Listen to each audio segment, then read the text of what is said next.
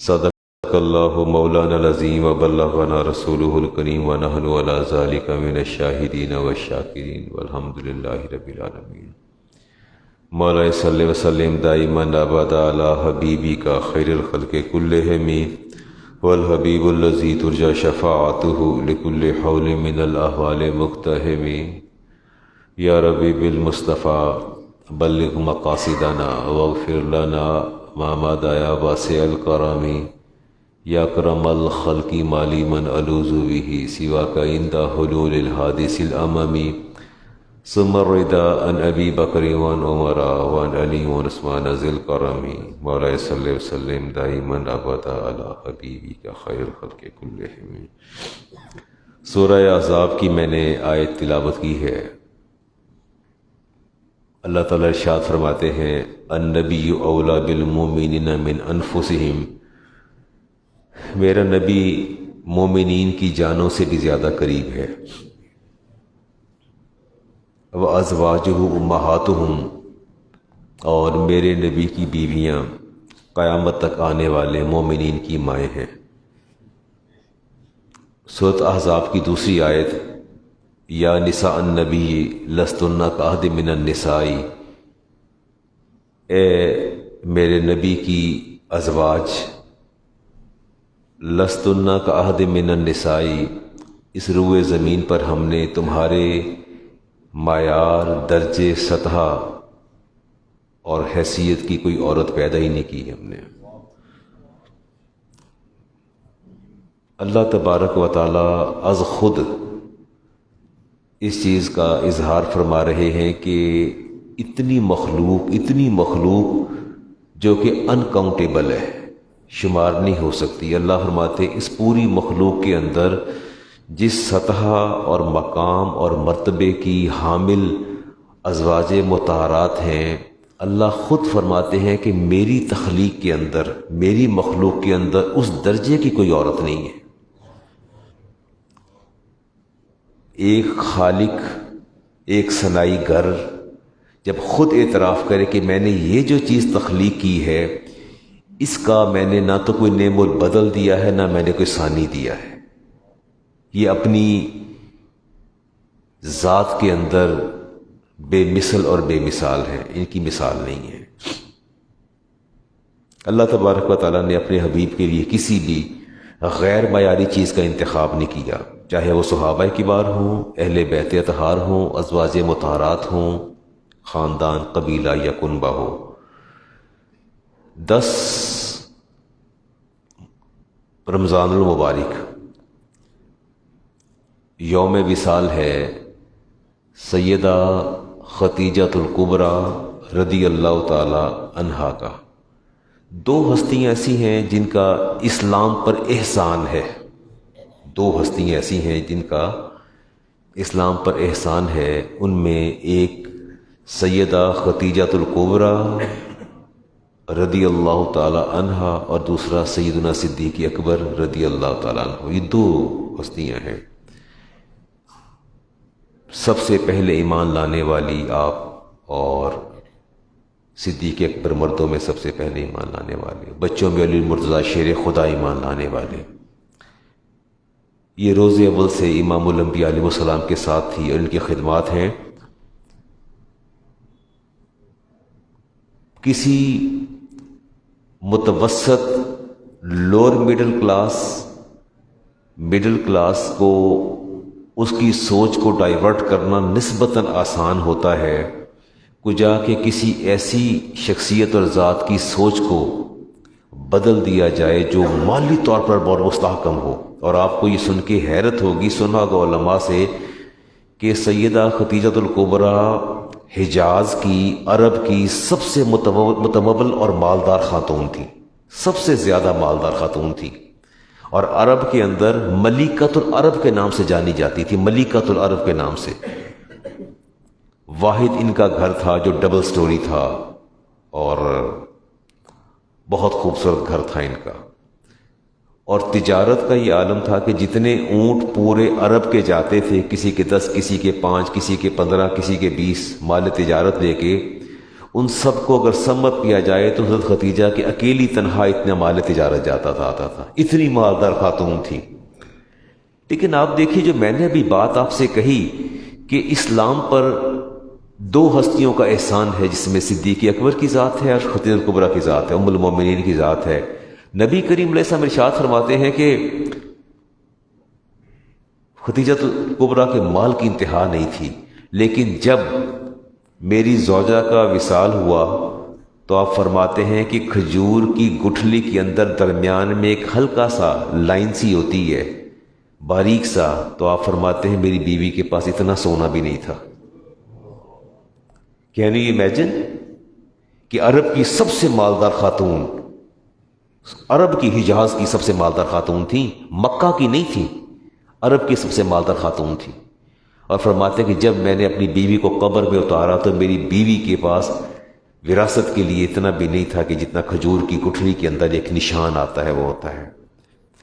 پوچھا کہ یا رسول اللہ وہ مال کہاں گیا؟ فرمایا وہ سارا اسلام کی راہ میں خرچ کر دیا، اسلام کی بقا میں 3 سال محصور رہ کے پتے بھی کھاتی رہی، لیکن شوہر کا ساتھ نہیں چھوڑا۔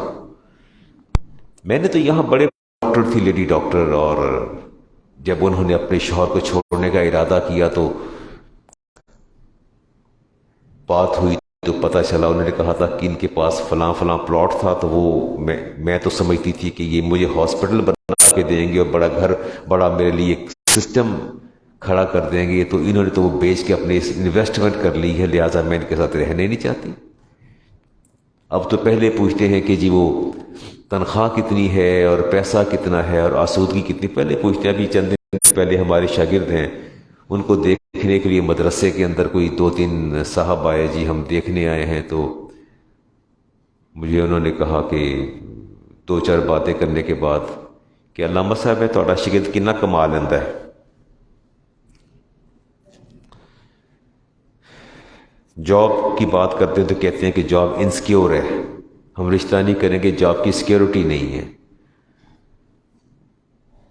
میں نے جب ایک جگہ انکار سن کے اٹھنے لگا تو انہوں نے کہا جی جاب تو ہے، پرائیویٹ جاب ہے، گورنمنٹ سیکٹر میں بہتر جاب ہوتی تو سیکیورٹی ہوتی، لہٰذا ہم نے جو اپنا ذہن بنا رکھا ہے کہ وہ جاب سیکیور ہونی چاہیے۔ تو میں نے اٹھتے ہوئے کہا کہ ایک سوال کا جواب مجھے بھی دے دیجئے، میرے جس کے لیے میں نے تقاضا یا سوال کیا اس کی تو جاب کو انسیکیور قرار دے دیا۔ کوئی اگر آپ کے پاس اپنی بیٹی کے سانسوں کی سیکیورٹی ہے تو مجھے وہ بھی بتا دیجیے، آپ کے پاس اپنی حیات کی کوئی سیکیورٹی ہے تو مجھے وہ بھی بتا دیجیے۔ عجیب بات ہے، اللہ سے ڈرتے رہنا چاہیے۔ رسالت مآب علیہ السلام فرماتے ہیں کہ 4 عورتیں جو ہیں وہ اس کائنات کے اندر رول ماڈل ہیں، 4 خواتین۔ آپ فرماتے ہیں پہلی، انس بن مالک فرماتے ہیں حسبک من النساء العالمین، پورے جہانوں کے اندر، سارے جہانوں میں 4 عورتیں رول ماڈل ہیں۔ فرماتے ہیں مریم بن عمران، مریم علیہ السلام عیسیٰ علیہ السلام کی والدہ، خدیجہ بنت خویلد، خدیجہ الکبریٰ، پوری کائنات کی اس روئے زمین کی جتنی عورتیں ان کے لیے رول ماڈل ہیں۔ اور فرمایا کہ فاطمہ بنت محمد، وہ تیسری، اور فرمایا آسیہ تو امراۃ فرعون، اور فرعون کی زوجہ آسیہ، یہ 4 عورتیں جو ہیں وہ رول ماڈل ہیں۔ رسالت مآب علیہ السلام کا نکاح ہوا تو صدیقہ اپنا خدیجہ الکبریٰ نے، ام المومنین نے سارے غلام بھی آزاد کر دیے، لونڈیاں بھی آزاد کر دی۔ بڑی بات ہے، یہ غلام آزاد کرنا بہت مشکل کام ہے، سب آزاد کر دیے۔ فرمایا کہ آج میرا نکاح جو ہے وہ آپ کے ساتھ ہوا تو اس کو یادگار بنانے کے لیے میں نے غلام بھی آزاد کر دیے۔ اچھے لوگ جو ہوتے ہیں وہ اچھی یادگاریں چھوڑتے ہیں۔ آج 1500 سال بعد میں بھی اپنی ماں کا ذکر کر رہا ہوں کہ انہوں نے غلام آزاد کر دیے، اور نبی کریم علیہ السلام نے 1 یا 2 اونٹنیوں کا ولیمہ، 2 اونٹنیوں کا ولیمہ فرمایا تھا آپ نے۔ بس چند باتیں کر کے میں سوئچ کر جاؤں گا، کچھ توبہ استغفار کی بات بھی کرتے ہیں۔ پہلی وحی جب نازل ہوئی تو میں امام بخاری کی حدیث ہے، بارہا اس کو پڑھتا ہوں۔ رسالت امام علیہ السلام سے پوچھا گیا کہ یا رسول اللہ، خدیجہ تشریف فرما تھی، آپ یہ فرما دیجئے کہ اچھی بیوی کی پہچان کیا ہے، اچھی بیوی کی کیسے؟ اچھا، اب تو میں حیران ہوتا ہوں کہ لوگ بیٹھے بیٹھے اپنی بیوی کو عظیم قرار دے دیتے ہیں۔ اور میں وہ سوچتا رہ جاتا ہوں کہ نہ جانے وہ عظمت کے کون سے پہلو اور پیرائے ہیں، وہ کون سے دائیں ہیں جو ان کی ذات سے پھوٹ رہے ہیں۔ کاش انہوں نے کریم آقا علیہ السلام کی حدیث کو بھی سنا ہوتا۔ آپ سے بھی میں کہتا ہوں، کسی کو عظیم قرار دینے کے لیے کسی کی عظمت کا پھریرا لہرانے سے پہلے اس کا ڈنکا، اچھا وہ جو آپ سے مراد، میں اس وقت بہت سے لوگ مجھے باہر بھی دیکھ رہے ہیں، بہت سے لوگ ہیں، آپ کو کوئی اندازہ ہو جائے گا، آپ سے مراد، میری مراد اسپیسیفک آپ کی ذات نہیں ہے، معاشرہ یا لوگ ہیں۔ یہ جو میں نے شوہروں کو دیکھا بیویوں کو عظیم ڈکلیئر کرتے ہوئے کہ یہ بڑی عظیم عورت ہے، جد نال دی ہے کوئی، اللہ بڑی، اللہ، اچھا باتیں اب نکلتی ہیں تو مجھے میرے ایک دوست ہیں ہمارے، وہ حاجی صاحب، مجھے انہوں نے کہا کہ میرے ایک دوست ہیں ایم پی اے، اور ان کا بیٹا بھی الیکشن لڑتا ہے، تو ان کے گھر میں کچھ انہیں شک پڑا ہے، گھر میں کوئی ایسا، یہ کوئی 6-7 سال پرانی بات ہے، تو انہوں نے کہا جی آپ تشریف لے آئیے۔ وہ ہر دربار سے مجھے لے گئے گاڑی پہ، اور وہ کافی دور، وہ ادھر کوئی شیخو پورہ کی طرف، بہت بڑے ان کے تھے، محلات تھے۔ میں جب وہاں گیا تو خیر ملاقات ہوئی، ان کی زوجہ بھی آئیں، انہوں نے بتایا، تو وہ جو صاحب خانہ تھے ان کا جو طرز تکلم تھا اور طرز تخاطب تھا اپنی بیوی کے لیے، بار بار وہ کہہ رہے تھے علامہ صاحب اے میری ملنگڑی ہیں، میں تے بغیر کدی پیر بھی نہیں چکیا، تو وہ نہال ہوئی چلی جا رہی تھی، بچھی چلی جا رہی تھی، اور میں دونوں کو دیکھ رہا تھا، اور میں کہہ رہا there is something wrong behind the screen, it's not right، یہ تو ٹھیک نہیں ہے، آپ کی بیوی اچھی ہے تو اچھی ہے، تو اس کا اظہار جو ہے اور اس انداز میں باہر طور، وہ میں نے کوئی آدھ پون گھنٹہ، انہوں نے ہماری تواضع بھی کی، اور میں دعا کر کے نکل آیا، تو میں نے اپنے ساتھی سے کہا، میں نے کہا کہ یقیناً یہ جو ان کی ملنگنی ہے، جلد ہی لگتا ہے کوئی حالات اپنا پیراہن بدل لیں گے۔ تو میں نے پھر کوئی 1.5 سال بعد پوچھا، میں نے کہا کی حال ہے عائشہ بنا دا، کہتے یار انہیں تو دوسری شادی کر لی ہے، ڈیفینس سے آج کل ہوتا ہے۔ بات سمجھ میں آ گئی؟ خوشبو آپ نہ بھی کہیں تو از خود بکھر کے اپنی خبر دے دیتی ہے۔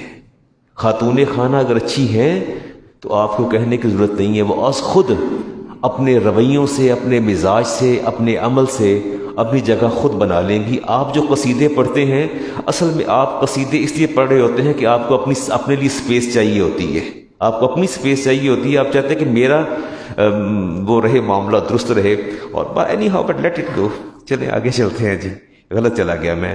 انہ لیس من امرأۃ اطاعت، فرمایا کہ میرے نبی نے ارشاد فرمایا کہ عورت وہ ہے جو شوہر کی اطاعت کرے، وعدت حق زوجیہا، شوہر کا حق ادا کرے، وتذکر حسناتہ، وتذکر، کوئی پوچھے نا سنا تیرا بندہ کیسا ہے، کہ اللہ کا لکھ لکھ شکر ہے، بڑی چنگا بندہ ہے، میں نے کوئی تکلیف نہیں دیتا۔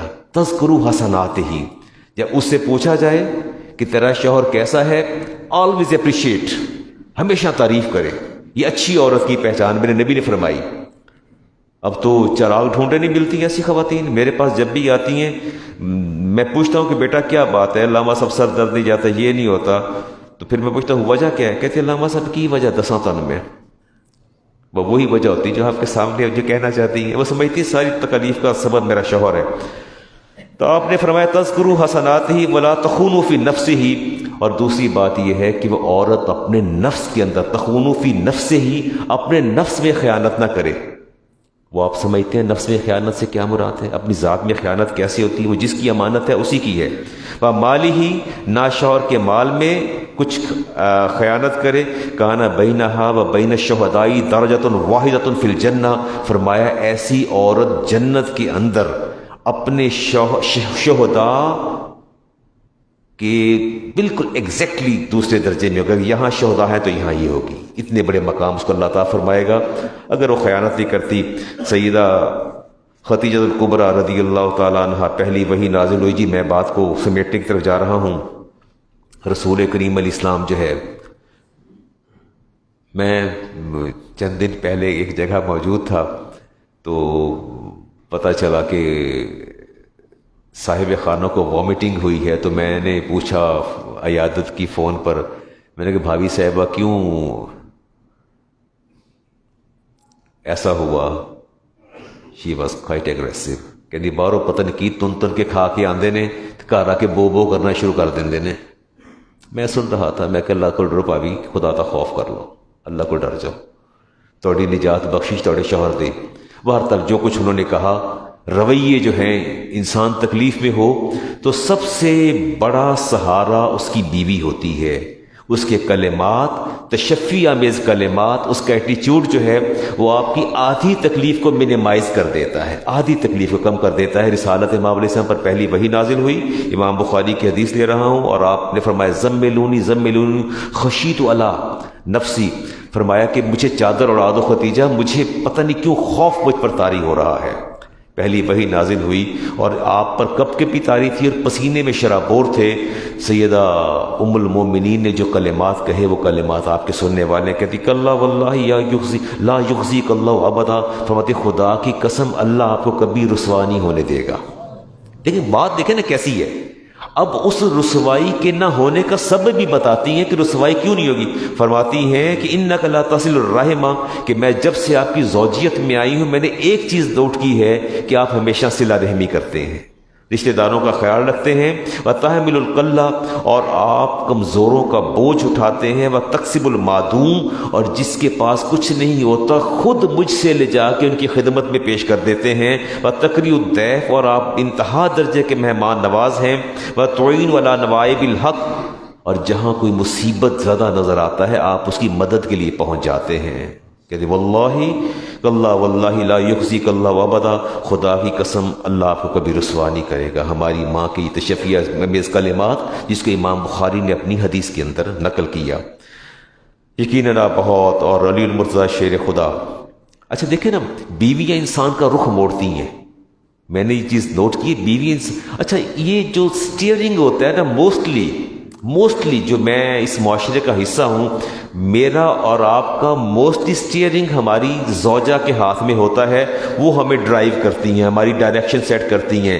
انہوں نے کہہ دینا نا کہ ذرا ایدا خیال کر لینا، ذرا ماڑا ہے تو اینی کی ہیلپ کر دینا، تو ہم کہ ہاں اس میں کوئی شک نہیں ہے، ہمیں شاید وہی سے بھی زیادہ اس کی بات کا یقین ہوتا ہے، کہتے ہیں اسی دینا ہے اور تو کسی کو دینا نہیں ہے، اس طرف چل پڑتے ہیں۔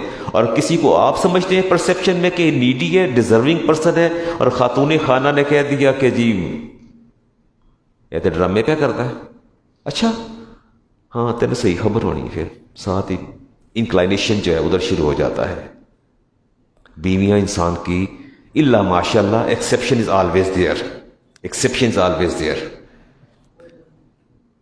سیدہ خدیجہ نے رسالت مآب سے عرض کیا کہ آپ کے چچا ابو طالب جو ہیں اولاد زیادہ ہے، مالی طور پر غیر مستحکم ہیں، تو میں چاہتی ہوں آئیے آپ میرے ساتھ تشریف لے چلیں، آج ہم ان کا ایک بچہ اڈاپٹ کر لیتے ہیں۔ کس کو اڈاپٹ کر لیتے ہیں؟ حضرت ابو طالب کے صاحبزادے کو اڈاپٹ کر لیتے ہیں۔ اور ساتھ صرف یہی نہیں کیا، ساتھ حضرت عباس کو بھی ساتھ لیا، فرمایا آپ بھی چلیں مل کے نا ان کا بوجھ کم کرتے ہیں۔ اور آپ جانتے ہیں کہ فرماتے فَلْتُخَفِّفْ عَنْهُ مِنْ عَيَالِهِ، چلے ان کا بوجھ کم کرتے ہیں۔ اور جب تشریف لے گئے رسالت امام علیہ السلام اپنے چچا کے گھر، تو ام المومنین نے اشارہ کس کی طرف کیا تھا پتہ ہے؟ علی کو اشارہ کیا، آگے اشارہ کیا، آپ نے حدیث پاک میں تھا فَأَخَذَ رسول اللہ علیہ، آپ نے آگے بڑھ کے حضرت علی کا ہاتھ تھام لیا اور فرمایا کہ علی کی پرورش حضرت خدیجہ کریں گی۔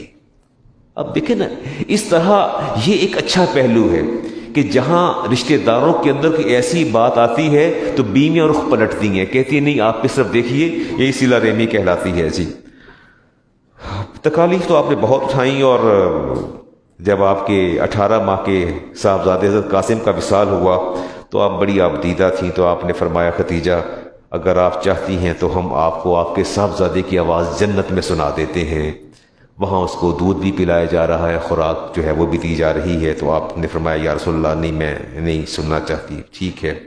تکالیف بھی بہت اٹھائیں، اور فدفنت بالحجون، جب آپ کا وصال ہوا تو عام الحزن کہتے ہیں اس سال کو. حدیث پاک میں آتا ہے دفنت بالحجون ونزل النبی فی حفرتہ. وہ حدیث پڑھی ہے میں نے. پتہ نہیں آپ لوگوں میں سے بہت سے لوگ سوال کرتے ہیں کہ علامہ صاحب میری بیوی فوت ہو گئی ہے تو کہتے ہیں کہ فوت ہونے کے بعد اس کو ہاتھ نہیں لگانا. آپ ساری چپ کر گئے ہیں.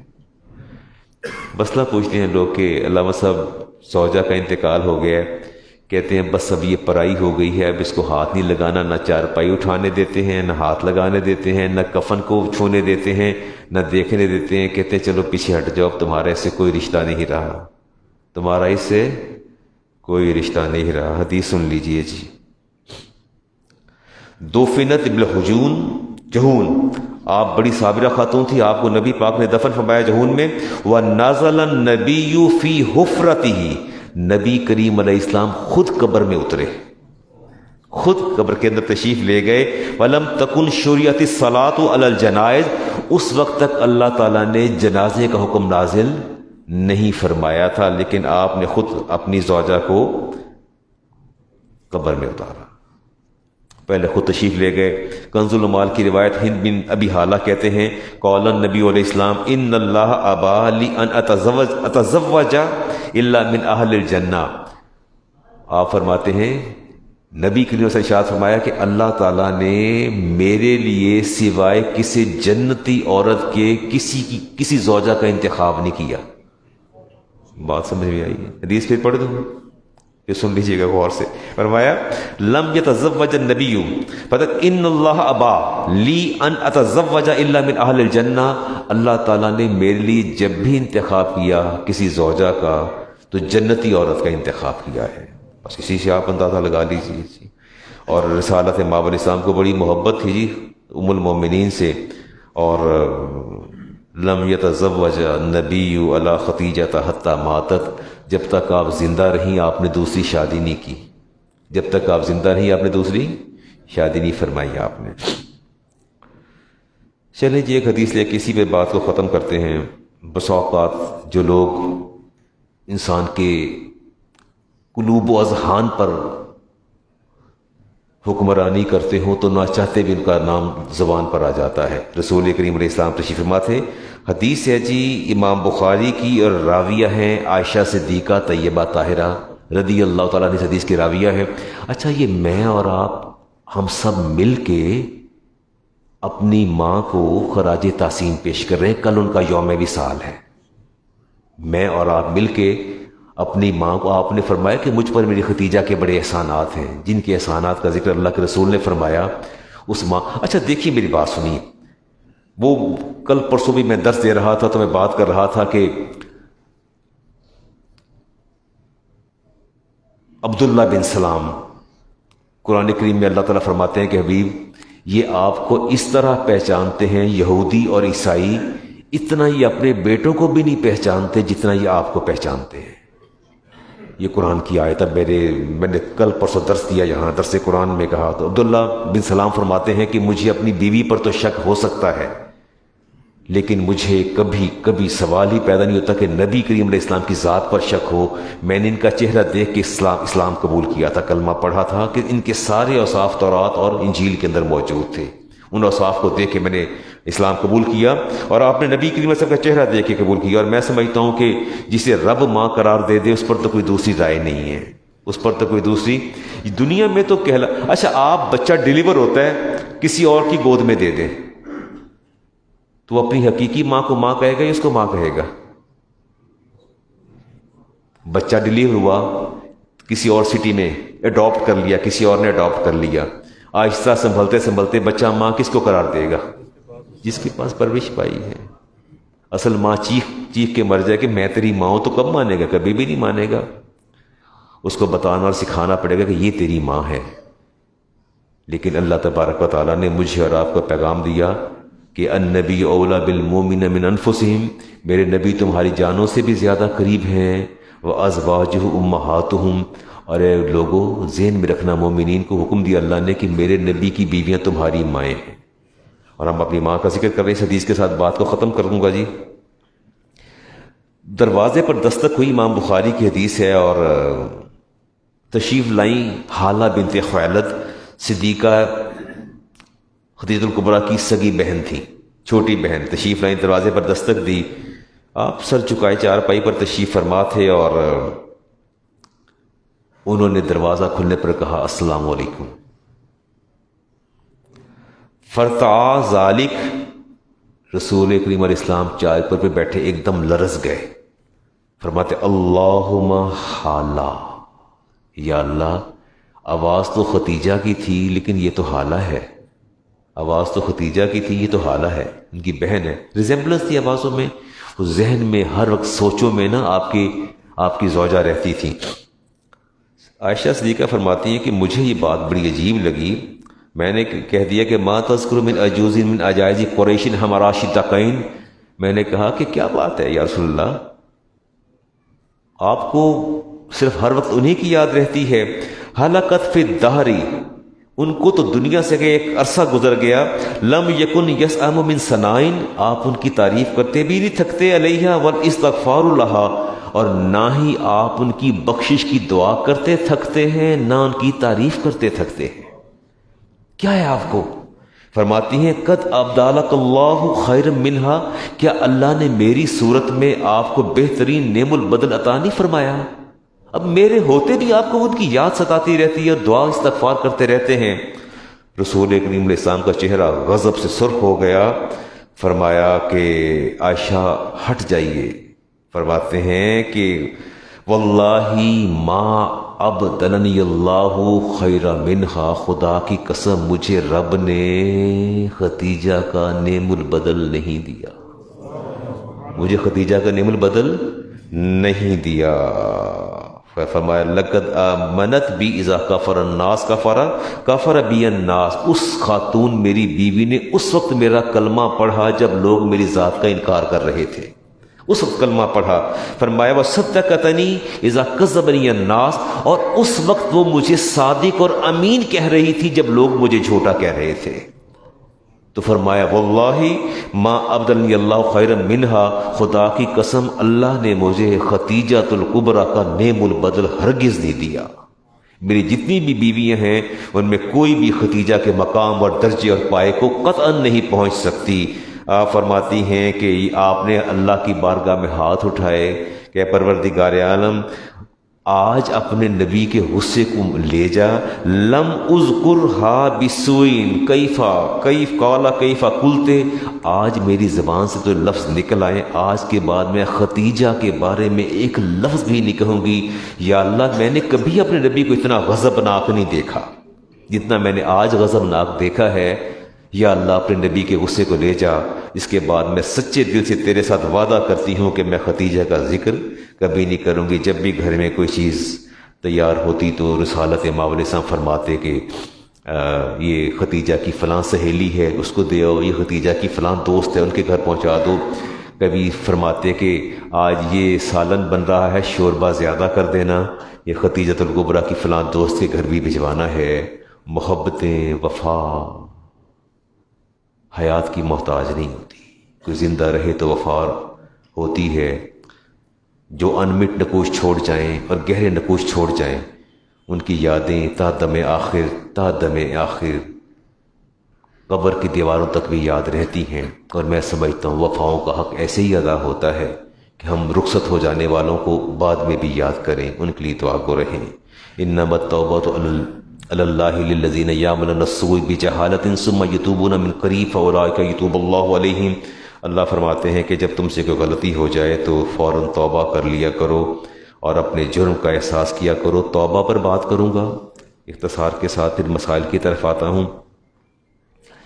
عہد صحابہ ہو یا عہد خلفائے راشدین ہو، کوئی بھی آج تک کائنات میں ایسا معاشرہ نہیں گزرا کہ جس کے اندر جرم اور گناہ نہ ہوتا ہو۔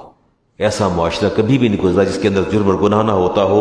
اگر جرم اور گناہ نہ ہوتا تو اللہ تعالیٰ قرآن کریم میں کبھی سزائیں، وہ کبھی بھی ان کے احکامات نہ نازل کرتا۔ اس کا مطلب ہے کہ ہر معاشرے میں برائی اور گناہ موجود رہا ہے، ہر معاشرے کے اندر برائی اور گناہ موجود رہا ہے، لیکن اگر معصومیت کا خاصہ ہے تو نبوت جو ہے وہ اس کے اندر معصومیت کا خاصہ ہے۔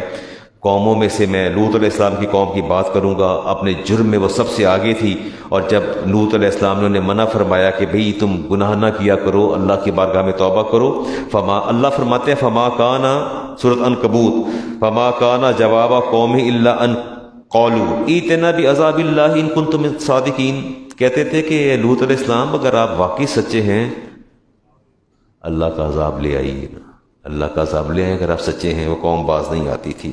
اب میں نے ایک چیز بڑی محسوس کی ہے، اب شر اتنا غالب آ گیا ہے، معاشرتی حالات کیسے ہیں آپ کے سامنے ہی ہے نا، لوگ گناہ کر کے، گناہ کرنے کے بعد اس پر مصر ہو جاتے ہیں، ضد کرتے ہیں، اصرار کرتے ہیں، اور انہیں کوئی حیا محسوس نہیں ہوتا۔ ایسا ہے نہیں؟ مارکیٹوں کے اندر کیا ہو رہا ہے، آپ کی تجارت کے اندر کیا ہو رہا ہے، آپ کی سیاست کے اندر کیا ہو رہا ہے، آپ کی عدلیہ کے اندر کیا ہو رہا ہے، آپ کے پولیٹیشین جو ہیں کوئی غلطی کر کے ماننے کو تیار نہیں۔ حفیظ طائب نے کیا کہا تھا؟ حفیظ طائب نے کہا تھا سچ میرے دور میں جرم ہے، عیب ہے، سچ میرے دور میں جرم ہے، عیب ہے، جھوٹ فن عظیم آج لا ریب ہے، ایک اعزاز ہے جہل و بے راہ روی، ایک آزار ہے آگہی یا نبی، دشمن جاں ہوا میرا اپنا لہو، میرے اندر عدو میرے باہر عدو، میرے اندر بھی دشمن بیٹھا ہے، میرے باہر بھی دشمن بیٹھا ہے، دین کا دشمن۔ ماجرائے تحیر ہے پرسیدنی، صورتحال ہے دیدنی یا نبی، اے نوید مسیحا تیری قوم کا حال عیسیٰ کی بھیڑوں سے ابتر ہوا۔ نہیں، آج وہ میں آیا تو مجھے آتے ساتھ میرے رفقا نے خبر دی کہ آج ہمارے ایک معزز جج صاحب نے کوئٹ کر دیا، انہوں نے کہا میں بینچ کے اندر نہیں بیٹھوں گا، اے نوید مسیحا تیری قوم کا حال عیسیٰ کی بھیڑوں سے ابتر ہوا، اس کے کمزور اور بے ہنر ہاتھ سے چھین لی چرخ نے برتری یا نبی۔ آج ہماری برتری جاتی رہی، یا نبی تو آشوب حالات نے، اب تو آشوب حالات نے تیری یادوں کے چہرے بھی دھندلا دیے، دیکھ لے تیرے تائب کی نغمہ گری بنتی جا رہی ہے نوحہ گری یا نبی۔ کس کس چیز کا ماتم کریں، غلطی کر کے بھی ماننے کو تیار نہیں۔ توبہ سے آپ کیا مراد دیتے ہیں؟ اچھا میں اگر کہہ دوں کہ میری توبہ استغفر اللہ، میری توبہ، تو کیا میری توبہ آپ اس کو کنسیڈر کرتے ہیں کہ یہ توبہ ہے؟ اچھا اس کے جی میں آپ کو بتا دیتا ہوں کہ توبہ کے جو پہلا تو مرحلہ ہے ماضی کے گناہ کا اعتراف۔ پہلا مرحلہ کیا ہے؟ ماضی کے گناہ کا، اور اس کے بعد آتے اس پر اللہ تعالیٰ کے حضور ندامت، اللہ تعالیٰ کے حضور ندامت۔ نمبر 3 اللہ تعالیٰ سے معافی طلب کرنا، نمبر 4 شریعت کے بتائے ہوئے راستے پر چلنا، اور 5 آئندہ ان گناہوں سے بچنے کی پوری کوشش کرنا اور اللہ کی ذات سے عہد و پیمان باندھنا، اور پھر اس پیمان وفا پہ جو ہے وہ قائم اور دائم رہنا۔ رسول کریم علیہ السلام نے ارشاد فرمایا التائب من الذنب کمن لا ذنب لہ، توبہ کرنے والا گناہوں سے ایسے ہو جاتا ہے جیسے اس نے گناہ کیا ہی نہیں۔ دوسری حدیث لیتے ہیں جی اعتراف گناہ کے حوالے سے حدیث لیتے ہیں، امام بخاری اور مسلم کی حدیث آپ کے سامنے رکھ رہا ہوں، توجہ فرمائیے گا۔ مجھے تو باپ سے ڈر بھی بہت لگتا ہے۔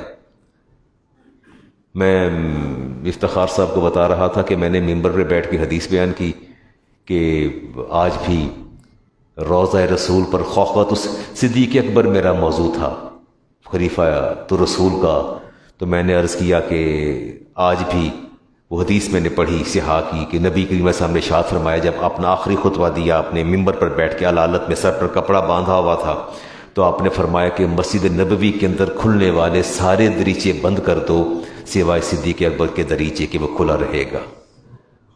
وہ دریچہ آج بھی کھلا ہے، وہ دریچہ آج بھی کھلا ہے، اتنا بڑا گولڈن کلر کا لکھا ہے خوخت و صدیق اکبر لکھا ہوا ہے آپ پر، وہ بند نہیں کیا انہوں نے۔ باہر طور ایک اور بھی کچھ علامات ہیں، تو میں نے حدیث یہاں بیان کی تو میرے ایک بہت ہی محبت کرنے والے بگڑ گئے کہ علامہ صاحب نے غلط حدیث بیان کی ہے۔ اب ڈر گیا ہوں زیادہ حدیث کا حوالہ، حالانکہ ہمیشہ حدیث کا ان کو تصویر بھی بھیجی گئی وہاں سے روضہ رسول سے لے کے کہ بالکل سامنے موجود ہے، اب بھی موجود ہے، 1400 سال اسے بند نہیں کیا گیا، وہ ویسے کا ویسے موجود ہے، بلکہ لکھ کے لگا دیا گیا ہے، لیکن وہ بزید اور مصر ہیں کہ نہیں علامہ صاحب نے وہ تو علی المرتضیٰ کا تھا، ان کا تو تھا ہی نہیں۔ میں کیا کروں، کہاں جاؤں؟ میرے جیسا اتنا نپاتلا بندہ جو ایک ایک لفظ کو سوچ کے بولتا ہے اور ممبر پر بیٹھنے سے پہلے اللہ کی بارگاہ میں التجا کرتا ہے اور اللہ کے حبیب کی بارگاہ میں کہ یا اللہ، استاد کا ٹائٹل میری پیشانی پہ ہے کہ معلم ہے، استاد ہے، حدیث فقہ اور تفسیر پڑھاتا ہے، یا اللہ مجھ سے کوئی ایسی بات نہ نکل جائے جو خلاف امر اور خلاف حقیقت اور خلاف واقعہ ہو۔ اس لیے حدیث کا حوالہ دیتا ہوں جی۔ قیامت کے دن اللہ تعالیٰ آپ سے سوال کرے گا، کس سے؟ آپ سے۔ اللہ تعالیٰ آپ سے سوال کریں گے، تعریف ذنبہ، کیا اس گناہ کو پہچانتے ہو؟ یہ گناہ تم نے کیا ہے؟ آپ نے دیکھ لیا کہ ہاں یا اللہ میں نے پہچانا۔ تعریف قضا، تعریف ذنبہ، پھر پوچھے گا اللہ تعالیٰ اس گناہ کو دیکھو، یہ تم نے کیا ہے؟ آپ ہاں یا اللہ یہ بھی کیا ہے۔ آپ اس کو دیکھتے چلے جائیں گے اور سوال فرشتے کرتے اللہ کرتے چلے جائیں گے، یہ گناہ دیکھ، یہ دیکھ، یہ دیکھ، یہ دیکھی ہے۔ آپ لرزتے جائیں گے، کہیں گے یا اللہ یہ تو کیا ہے، میں نے دنیا میں بھلا دیا، میں اتنے گناہ کیے۔ فَيَقُولُ رَبِّ، میں امام بخاری اور مسلم کی حدیث لے رہا ہوں، فَيَقُولُ رَبِّ عَارِفُ، آپ کہیں گے یا اللہ میں نے اپنے ہر گناہ کو پہچانا اور اس کا میں اعتراف اور اقرار بھی کرتا ہوں کہ یہ گناہ میں نے سارے کیے ہیں۔ قال اللہ تعالیٰ فإنی سترت علیک فی الدنیا، تو پھر یاد رکھ تیرے ان گناہوں کو میں نے دنیا پر ظاہر نہیں ہونے دیا، تیرے ان گناہوں کے میں نے دنیا پہ پردہ ڈال دیا، ظاہر نہیں ہونے دیا۔ وانا اغفرها لک اليوم، آج میں تیری بخشش کرتا ہوں۔ فیؤتی صحیفۃ، اس کے ہاتھ میں حسناتی ہی، اللہ فرمائے گا فرشتوں کو نیکیوں کا صحیفہ اس کے ہاتھ میں تھما دو، گناہوں کو کوئٹ کر دو۔ میں نے دنیا میں بھی گناہ چھپا لیے تھے، میں رحمان اور رحیم ہوں، میں نہیں چاہتا کہ اب اس کے ہاتھ میں کوئی صحیفہ پکڑا دو۔ چلیں جی کوئی ایک دو باتیں آپ سے کر کے پھر چلتا ہوں مسائل کی طرف۔ توبہ خلوص سے کرنی چاہیے۔ توبہ کسے کرنی چاہیے؟ خلوص کے ساتھ کرنی چاہیے۔ میں دیکھتا ہوں جی ایک میری چلے یہ دیکھیے گا جی، انس بن مالک حدیث کے راوی ہیں جی، اذا تاب العبد، جب آپ توبہ کرتے ہیں، جب آپ توجہ سے میری بات سن رہے ہیں، اذا تاب العبد، جب بندہ توبہ کرتا ہے، آپ فرمایا من ذنوبہ، گناہوں سے سچی توبہ، انص اللہ الحافظ ذنوبہ، سب سے پہلے اللہ تعالیٰ اس کے محافظ فرشتوں کو وہ گناہ بھلا دیتا ہے۔ میں حدیث پڑھ رہا ہوں آپ کے سامنے، کوئی قصہ گو عالم یا کوئی واعظ نہیں ہوں۔ سب سے پہلا کام اللہ تعالیٰ کیا کرتے ہیں؟ آپ کے محافظ فرشتوں کو وہ گناہ بھلا دیتے ہیں۔ ایک بات جب وہ توبہ کر لیتا ہے، اگر سے انہوں نے لکھ رکھا ہوتا ہے، فرمایا وَأَنْسَى ذَلِكَ الْجَوَارِحَ، اس کے بعد اللہ تعالیٰ باقی اعضائے بدن کو بھی وہ گناہ بھلا دیتا ہے۔ قرآن اللہ فرماتے ہیں کہ روز قیامت تمہارے سارے اعضاء تمہارے خلاف بولیں گے۔ ہاتھ نے گناہ کیا، آنکھیں دیکھ رہی ہیں، کان، پورے وجود کے جو آرگنز ہیں وہ سارے دیکھ رہے ہیں۔ میرے نبی نے فرمایا اللہ تعالیٰ سارے اعضاء کو گناہ بھلا دیتا ہے۔ وَمُعَالِمُهُ مِنَ الْأَرْضِ، اور جس زمین کے ٹکڑے پر وہ گناہ ہوتا ہے اللہ اس کو بھی بھلا دیتا ہے، اس کو بھی بھلا دیتا ہے۔ فرمایا حتیٰ یلق اللہ یوم القیامت، یہاں تک کہ بندہ اللہ کی بارگاہ میں جب جا کے اس سے ملتا ہے، وَلَيْسَ عَلَيْهِ شَاهِدٌ مِّنَ اللَّهِ بِذَنبٍ، سوائے رب کی ذات کے اس گناہ پر کوئی بھی آگاہ نہیں ہوتا، کوئی بھی آگاہ نہیں ہوتا سوائے کس کے؟ توبہ میں تاخیر نہ کیا کریں، توبہ میں غلطی ہو جائے تو توبہ میں تاخیر نہ کیا کریں۔ اگلی حدیث لے رہا ہوں جی، توبہ کو ندامت سے مستحکم کیا کریں، توبہ کو ندامت سے مستحکم کیا کریں جی۔ ہاں بندہ سوچے یا اللہ میں نے اتنے گناہ کیے، گناہوں کی میں نے حد کر دی، لیکن مالک کتنا رحیم اور کریم ہے، پھر بھی مجھے سزا نہیں دیتا۔ زید بن ارقم نے کہا یا رسول اللہ میں گناہوں سے کیسے بچوں، جہنم کی آگ سے کیسے بچوں؟ کالا بدموع عینک، فرمایا اپنی آنکھ کے بہتے آنسوؤں سے بچو۔ جہنم کی آگ سے کیسے بچنا ہے؟ آنکھ کے آنسوؤں سے۔ فَإِنَّ عَيْنًا بَقَتْ مِنْ خَشْيَةِ اللَّهِ، وہ آنکھ جو اللہ کے خوف سے کبھی پرنم ہو جاتی ہے، میں نے بقت کو پرنم میں کنورٹ کیا کہ میرے پیش نظر وہ حدیث موجود ہے جس میں نبی کریم علیہ السلام نے ارشاد فرمایا، بقت کا بقا میں نہ ہوتا رونا، آنسوؤں کا بہنا، لیکن میں نے یہاں ترجمہ اس کا کیا پرنم ہونا۔ رسول کریم علیہ السلام نے ارشاد فرمایا کہ جس بندے میرے امتی کی آنکھ اللہ کے خوف سے پرنم ہو جائے، آنسو نہ بھی بہے، فرمایا اس کی پلک کے بال کی جڑ بھی پرنم ہو جائے، اللہ اس پر بھی اس کی بخشش فرما دے گا۔ بقت فرمایا بقت من خشیت اللہ لا تمسہ نار ابدا، اس کو کبھی جہنم کی آگ نہیں چھوئے گی۔ رسالت امام علیہ السلام خطاب فرما رہے تھے، اور امام بہقی نے شعب الایمان میں اس حدیث کو نقل کیا۔ حدیث کا نمبر ہے 8109، اور وہ ایک شخص بیٹھا ہال کے اندر زارو قطار رونے لگ گیا۔ رسول کریم علیہ السلام نے ارشاد فرمایا، لو شاہدکم اليوم کل مومن علیہ من ذنوبی کامثال الجبال، اے صحابہ آج اگر اس مسجد کے اندر میرے پاس وہ سارے مومن موجود ہوتے جن کے اوپر پہاڑوں جیسے گناہ تھے، جبال الرواسی، لغفر لہم ببکائی ھذا الرجل، اللہ اس بندے ایک کے رونے کے صدقے سب کے گناہوں کو معاف فرما دیتا۔ اللہ کے خوف سے آنکھ کا پرنم ہو جانا۔ وَذَلِكَ أَنَّ الْمَلَائِكَةَ تَبْكِي، جب یہ رو رہا تھا تو فرشتے بھی آسمان سے اترے، وہ بھی اس کے ساتھ رو رہے تھے۔ وَتَدْعُو لَهُ، اور اس کے لیے دعا کر رہے تھے اللَّهُمَّ شَفِّ الْبُكَائِنَ فِي مَن لَمْ يَبْقِ، یا اللہ جو یہ ساتھ بیٹھے نہیں رو رہے یا نہیں روئے، یا اللہ اس ایک کے رونے کے سبب ان کی بھی بخشش فرما دے۔ اللہ نے فرشتوں کی دعا قبول کر لی۔ کبھی تنہائی میں بیٹھ کے اللہ کو یاد کر لیا کریں، کبھی تنہائی میں بیٹھ کے اپنی قبر کو یاد کر لیں کہ یار وہ کیسا وقت ہوگا جب مجھے غسل دے دیا جائے گا، اور میری روح دیکھ رہی ہوگی مجھے غسل کون دے رہا ہے، مجھے قبر میں کون اتار رہا ہے، مجھ پر مٹی کون ڈال رہا ہے، میں کیسے اپنے مالک کے سامنے کھڑا ہو کے اپنے ہر عمل کا جواب میں کیسے دوں گا۔ وہ کیسا لمحہ ہوگا کہ قبر میں فرشتوں کے سوالات کے جوابات دوں گا۔ ایک لمحے کے لیے بندہ سوچ لے تو میں سمجھتا ہوں پلکوں کا پرنم ہو جانا یہ مومن مرد عورت کی آنکھ سے بڑھے گا۔ فرمایا لیس لہا وزن ولا قدر، نہ ان کا کوئی وزن ہے نہ ان کا کوئی پیمانہ ہے جس پر تولے جا سکے۔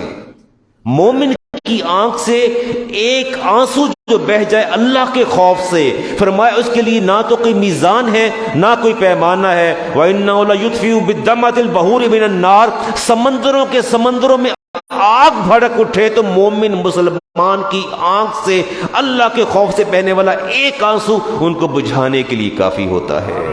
لیکن بہے تو صحیح آنسو، کوئی کسی کی آنکھ پر نم تو ہو۔ ان البقاء مساکیل، ہارون بزیادہ حدیث کے راوی، لو وزن بالمساکیل الواحد مثل الجبال، ایک آنسو کو اگر پہاڑوں کے ساتھ تولا جائے، لرجا به البقاء، ایک آنسو کا وزن میرے نبی نے فرمایا پہاڑ سے بھی زیادہ ہوگا۔ رسالت امام علیہ السلام نے ارشاد فرمایا، انی قارئ، امام بہقی کی روایت، قارئها علیکم ثانی، آپ نے فرمایا میں سورۃ تکاثر، میں جریر بن عبداللہ حدیث کے راوی ہیں، فرمایا صحابہ میں سورۃ تکاثر تلاوت کرنے لگا ہوں، آپ نے فرمایا کہ جو رو پڑا میری سورت کو سن کے، رب کے کلام کو سن کے، آپ نے فرمایا کہ اس رونے والے کو اللہ تبارک و تعالی جنت عطا فرما دے گا۔ اور فرمایا جو نہ رو سکے، جس کو قدرت نہ ہو رو پانے پہ، کم از کم وہ ایکسپریشن دے دے رونے کے۔ اور آپ نے سورت تلاوت کی، کچھ لوگ روئے کچھ نہ روئے، فرمایا انی قارئها علیکم ثانی، فرمایا میں دوبارہ پھر تلاوت کرتا ہوں، الہاکم التکاثر حتی زرتم المقابر کلا سوف تعلمون ثم کلا سوف، فرمایا میں تلاوت کروں گا، تم میں سے جو رو پڑا اس کو جنت میں اللہ جگہ مقام عطا فرمائے گا۔ فرمایا انی قارئها علیکم ثانی، میں دوبارہ تلاوت کرتا ہوں، فمن بقا فلہ الجنہ، جو رویا اس کے لیے جنت ہے۔ فمن لم یقدر، جسے رونے پر قدرت حاصل نہ ہو، ان یبکی فلیتباک، فرمایا اپنے چہرے پر رونے کے تاثرات پیدا کر لے، اللہ اس کو بھی جنت عطا فرما دے گا۔ ہماری تو آنکھیں پرنم ہی نہیں ہوتی جی۔ اللہ تعالیٰ مجھے اور آپ کو اپنے خوف سے رونے کی توفیق عطا فرمائے، اپنے گناہوں کو یاد کرنے کی توفیق عطا فرمائے۔ موسم بہت خراب ہے، میں ایڈمنسٹریشن سے پھر دوبارہ گزارش کرتا ہوں، آپ نے مجھے فوراً روکنا ہے۔ جماعت جو ہے وہ لاسٹ ٹائم بھی ہوا ایسا جی۔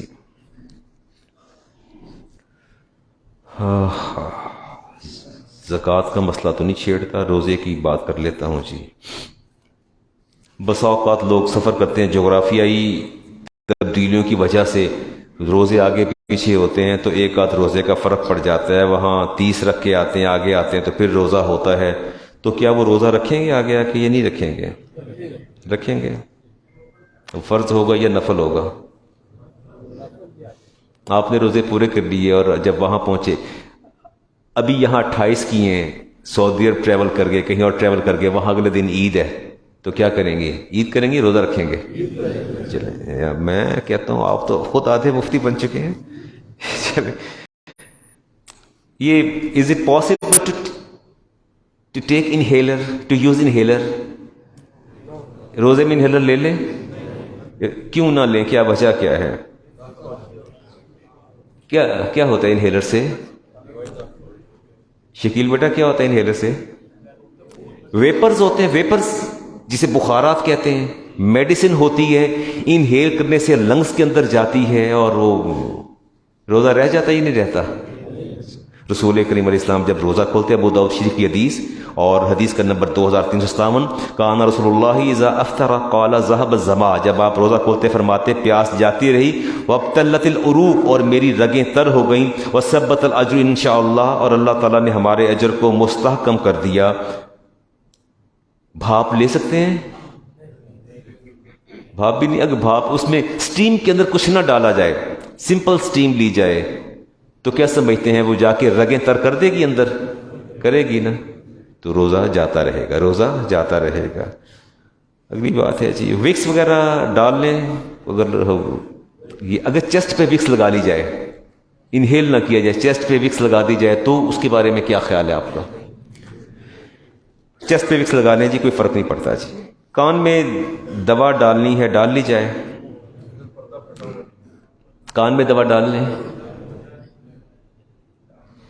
یہاں ڈاکٹرز بھی بیٹھے ہیں، بہت سے باہر بھی ہیں، اندر بھی ہیں۔ از دیر اینی روٹ، کوئی پیسج یا روٹ ہے تھروٹ تک، کوئی کان سے؟ نہیں تو بلاک کیسے؟ ایئر ڈرم پردے سے بلاک نہیں ہے وہ؟ کان کا پردہ اسے ایئر ڈرم کہتے ہیں میرا خیال ہے، آپ زیادہ پڑھے لکھے لوگ ہیں، میں تو وہ اگر پردہ انٹیکٹ ہے، جڑا ہوا ہے، تو پھر آپ کان میں دوا ڈال لیں۔ اگر پردہ آپ کا جی شروع کریں جی، اچھا، اگر پردہ انٹیکٹ نہیں ہے تو پھر کان میں دوا نہ ڈالیے، وہ آپ کے تھروٹ اور حلق کے اندر جائے گی، وہ مناسب نہیں ہے۔ ابھی میں مدرسے سے نکلنے لگا تو ایک طالب علم آیا تو کہتا استاد جی وہ شاید he will be here also, is along with me۔ اس نے کہا کہ استاد جی وہ نیکٹر اینڈ یورائسز، میں سو گیا تھا اور ابھی 10:30 بجے اٹھا ہوں تو ناپاک ہو گیا ہوں، کیا کیا جائے؟ روزہ پانی وانی پی لے، کھا پی لے؟ نہیں، روزہ رہے گا۔ اب اس نے غسل کرنا ہے تو غسل کے لیے فرض ہے جی آپ کا پانی یہ یہاں حلق تک پہنچا، اور ہی کرتے گارگل کرتے ہیں تو پانی پہنچائے گا نہیں، منہ میں گھمانے سے گزارا ہو جائے گا۔ جبھی تو میں کہتا ہوں کہ آپ بھی نیم مفتی بن چکے ہیں۔ آگے چلیں جی، کوئی اور بات دیکھتے ہیں جی۔ اچھا یہ فرمائیے کہ نہیں، نو نیڈ، ساری نمازیں تو آپ نے پڑھ لی ہے، زور فجر ساری پڑھ لی ہے، تو بعد میں یہ میں نہیں سمجھتا کہ افطاری کے بعد دوبارہ غرارے کرنے بھاگ جائے جی، میں صبح ناپاک کو ایسا غرارے کرنے جا رہے ہیں ہمارے، تو اٹ از سو آکورڈ۔ مسواک کر سکتے ہیں؟ مسواک تو اگر برش کو مسواک سمجھ کے کر لیا جائے، نہیں کیا ہوتا ہے اگر پیسٹ لگا دی جائے؟ چلے خالی تو برش سمجھ میں آتا ہے، اگر پیسٹ لگ جائے، میں بار بار کہہ رہا ہوں کہ باہر جو احباب تشریف فرما ہے مجھے انڈیکیشن دیجیے گا، میں اپنی گفتگو فوراً روکوں گا اور انشاءاللہ پھر سنت ادا کرتے ہیں، مجھے روک دیجیے گا۔ اچھا جی، مسواک اگر مسواک کے اندر ٹیسٹ ہو، یہ ڈفرینٹ مسواک ہوتی ہیں، ڈفرینٹس ہوتی ہیں نا، کسی کے اندر ذائقہ بھی ہوتا ہے، ٹیسٹ بھی ہوتا ہے. عمران صاحب کوئی مجھے بھی حکم فرمائیے نا، کیا کروں پھر میں؟ پہلے چیک کروں مسواک کا ذائقہ ہے یا نہیں ہے. انڈاؤٹلی ٹیسٹ بڈز ہوتے ہیں ٹنگ کے اوپر، زبان کے اوپر نا، ٹیسٹ بڈز کہتے ہیں. آپ کی انگریزی زیادہ اچھی ہے، آپ کو زیادہ پتہ ہوگا. اس کے ذریعے جو ہے وہ اپنا ذائقہ پھر حلق میں جاتا ہے. تو پھر مسواک نہ کی جائے، مسواک کی جائے کہ نہ کیا جائے. اور اگر ذائقے والی ہو، حدیث لیتے ہیں امام ترمذی کی جی، عامر بن ربیعہ راوی ہیں، رأیت النبی ما لا احصی، میں نے اتنی بار دیکھا کہ لا احصی میں شمار نہیں کر سکتا، یتصوق ہوا صائم، نبی کریم علیہ السلام کو حالت روزہ میں مسواک کرتے کہ مجھے یاد نہیں. بس کریں جی. شیخ صاحب فرما رہے ہیں، مولوی صاحب بس کرو، علامہ صاحب بس کر دے، چلے آئیں جی سنتے ادا.